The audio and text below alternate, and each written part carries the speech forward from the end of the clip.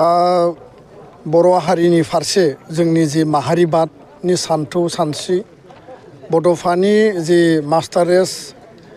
आरो जोंनि आल्टिमेट जि गल लोगोसे माहारिनि फारसे साफ्रोमबो जातीयताबादि सिन्तानि जि मोनसे कमिटमेन्ट आरो हाबा मावनाय बे गासैबो बिथिंखौ नोजोर बोनानै जोंनि आगुनि जिखिनि बर' माहारियारि आफादफोरनि जायफोर दैदेनगिरि बिबानगिरिफोर दङमोन आरो आथिखालनि एबसुनि बारग' मावथि बिबानगिरि बर' थुनलाइ आफादनि आगुनि एक्स BLT एक्स NDFB एक्स भलन्टियार फर्स आरो जिखिनि माहारियारि आफादनि आथिखालनि आरो वेल विजारफोर दङ मेलेमजिबि बिथांमोनखौ लिंहरनानै बड' लिडारशिप कनक्लेभ बर' दैदेनगिरिफोरनि मोनसे जुथुम बेबायदि मोनसे जोङो गुवार आरो माने गेबेङै जोङो सावरायलायनायनि मोनसे प्लेटफर्म बानायदों आरो बेयाव गुबै आयदाया जाबाय माहारि मोनसेखौ गेरेमसाहै जौगाहोनांगौब्ला मास्टार रेसनि जि मोनसे आल्टिमेट थांखिसिम जों सहैनांगौब्ला खेबसे खेबनै खेबथाम एकर्डनि उनाव दिनैनि जि परिबेसाव जों सफैबाय जातीयताबादि सिन्ताजों जायफोरा दिनै गोलाव सम संग्रामखौ नेतृत्व होबाय आरो गुबुन गुबुन फोथाराव खामानि मावनानै दङ जोङो बयबो खौसे जानानै माहारिनि सार्थआव जोङो ज'है इउनाइटेडलि हाबा मावफुंलांनांगौनि माने मोनसे परिकल्पना खालामनांगौ दङ बे बाथ्राखौ रियेलाइज खालामनानै जों बयबो ज' जादों आरो बे बेलायाव राजनैतिक आरो संबिधानिक जोंनि जि अधिकार जि मोनसे सेल्फ अट'नमि BTR आरो बर' कसारि वेलफेयार अट'नमास काउन्सिल आरो जि काउन्सिलाव बर'फ्रा रायजो जानानै दङ बे बिथिंनि पलिटिकेल आरो कनस्टिटिउसनेल जिखिनि जोंनि राइट्स दङ जोंनि लेन्ड राइटनि बाथ्रायानो होन जोंनि पलिटिकेल सेफगार्डनि बाथ्रायानो होन आरो जोंनि जि संबिधानिक जि अधिकार आरो मर्यादा मोननांगौ बे बिथिंखौ जोङो गोख्रोङै आरो खोब गोसो होनानै मावफुंनानै जों रैखाथि होलांनांगोन होमबासो हारिनि थामोनथा रैखाथिया मजबुत जागोन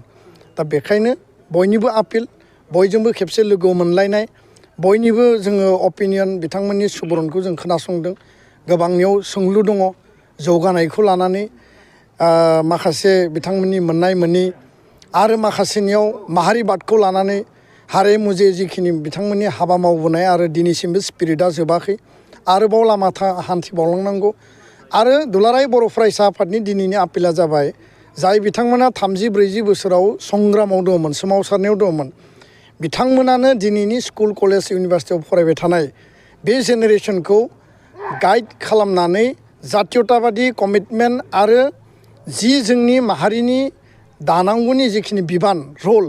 बेखौ इयुन जोलैया लांलांनो थाखाय फोरोंनांगौ नङाब्ला दिनैनि जोलैखौ जों जुदि फोरोंनो हायाब्ला फैबाय थानाय 50-100 बोसोराव बर' हारि दानांगौ बा नेतृत्व होनांगौ जेब्ला सोमावसारनांगौ सोमावसारनायनि हाबाफारि जेला गोजोन आरो सान्तिनि बाथ्रा रायलायनांगौ समाज फोसाबनायनि बाथ्रा रायलायनांगौ बे बिथिंखौ जोङो दैदेननांगौआव मालाबा नङा मालाबा आंखाल नुजागोन बायदि जों नुदों दा बेखायनो एकर्ड इमप्लिमेन्टेसनखौ जोङो आबुङै आरो फुराङै फोरमायबाय एकर्ड इमप्लिमेन्टेसना सोलिगासिनो गामि सोसननायनि खामानिया सोलिगासिनो खिन्थु एकर्ड इमप्लिमेन्टेसना स्ल' जादों बे बाथ्राखौ जों बुंबाय थादों सरकारखौबो बुंदों भारत सरकार आसाम सरकार आरो बे बेलायाव जों बुंदों जे 24नि सिगां मेक्सिमाम जुदि एकर्डनि दफाया जुदि इमप्लिमेन्ट जायाब्ला जों सोमावसारफिननो बाध्य जानो हागौ बे खोथाखौ जोङो दिनै रायजो राजाफोरनो क्लियार काट जोङो बुंदों आरो बयबो रायजो राजाया एकमत हारिनि सार्थआव बिथांमोना बारसोमनो थाखाय दिनै रेडि आरो बर' हारि थामोनथा रैखाथिनि थाखाय बिथांमोना कमिटेड बे खोथाखौ फोरमायदों गोजोन्थों पर्बतझरायाव मोनसे जारिमिनारि जायगा नाथाय बे पर्बतझर दासिम गोग्लैसोनानै दं बुंनो पर्बतझराया मोनसे जारिमिनारि जायगा गिबि बाथ्राया जाहैबाय उदांस्रिनि सिगां आरो उदांस्रिनि समसिम बेयाव गुरुदेव कालिचरन ब्रह्म बिथांनि जि मोनसे बर' हारि फोसाबनाय समाज आरो हारि दानायनि फारसे बा बर' हारिनि थामोनथा रैखाथिनि फारसे बिनि जि सांग्रांथि लाबोनाय आरो बिनि जि हाबा मावनाय बेखौ जोङो अराय मान मर्यादानि गेजेरजों बिनि बिहोमाखौ फोथांना लाखिनांगोन आरो बिनि आदर्शजों हाबा मावलांनांगोन नैथि बाथ्राया जाहैबाय जे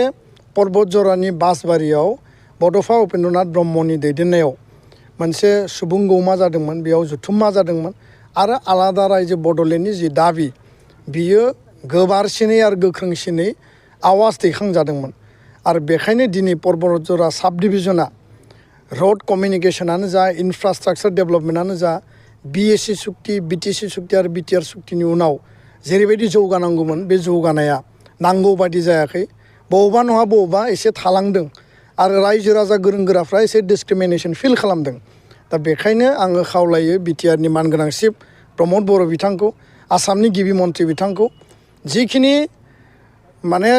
सरकारनि आसनि आरो जिखिनि स्ल'गान बे स्ल'गान आरो एजेन्डायाव पलिसियाव बतझरा साब डिभिजना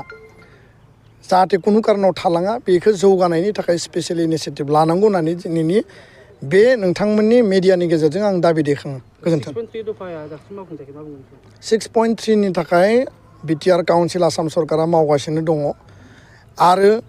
आं दहायनो बुंदों जे जोंनि खामानि मावनाया एकर्ड इमप्लिमेन्टेसना डिले जादों आरो सरकारनि माखासे मेकानिजमाव बेखौ बिथांमोना डिले खालामदों बेखायनो जों बुंदों जे 10टा कलेजनि जे माने प्रभिन्सियेलाइजेसन बे खोब गोख्रै जानांगौ बिनि उनाव high school higher secondary ME LP बे जानांगौ